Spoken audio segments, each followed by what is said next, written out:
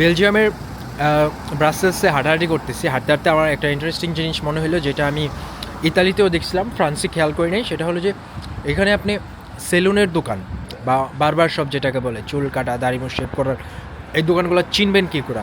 এটা খুব সহজ, একটা সাইন দেওয়া থাকে। আমাদের ইন্ডিয়াতে থাকতে দেখতাম, বা দেশে মেডিকেল শপে একটা সাইন থাকে ক্রস সবুজ, আর এখানে যে বারবার শপের জন্য হচ্ছে এই সাইনটা থাকে।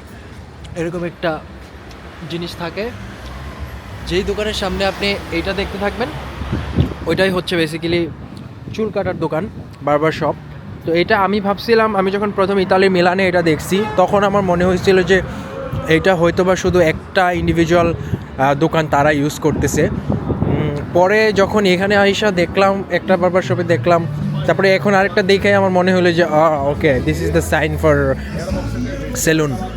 তারপর মনে হলো যে ওকে, একটা ভিডিও বানাই। ব্রাসেলস খুবই ভাইব্রেন্ট শহর, ব্রাসেলে প্রচুর এরকম পাব, রাস্তাঘাটে সবাই, ব্রাসেলসের বিয়ার পৃথিবী বিখ্যাত, সবাই এরকম ড্রিঙ্ক ফ্রিঙ্ক করে আর কি রাস্তাঘাটে। আমি হচ্ছে যাচ্ছি, হাঁটতেছি, সিটি এক্সপ্লোর করতেছি। এখানকার যে মেন সিটি সেন্টার, যেটা গ্র্যান্ড প্লেস বা হোয়াটএভার দে কল ইট, ওই জায়গাটাতে যাচ্ছি হাইটা। বেশি সময় নাই ব্রাসেলসে।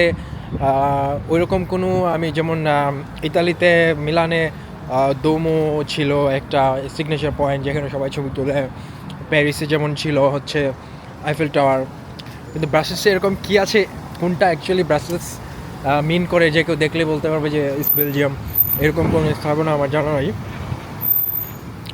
সেই জন্য আমি জাস্ট র্যান্ডমলি কিছু অ্যাট্রাকশন বের করে ঘেটে আর র্যান্ডমলি রাস্তাঘাট এক্সপ্লোর করতেছি।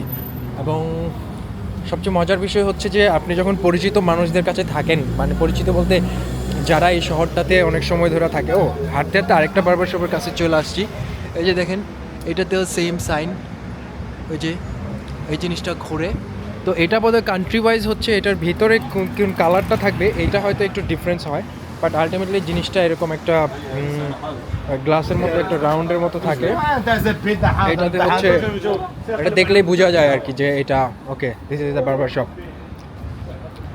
এই তো কীভাবে সেলুন চিনবেন ইউরোপে আসলে, যাই না গেলেন আপনি, এতদিন তো জানতেন না, এখন জানেন। এবং যারা ইউরোপে আসতে চান, তারা যদি সেলুনের কাজ শিখে আসেন, তারা কিন্তু অনেক টাকা পেমেন্ট পাওয়া যায়। এই যে দেখেন কি সুন্দর একটা স্কোয়ার, দিস ইজ নাইস, না, বিউটিফুল, বিউটিফুল।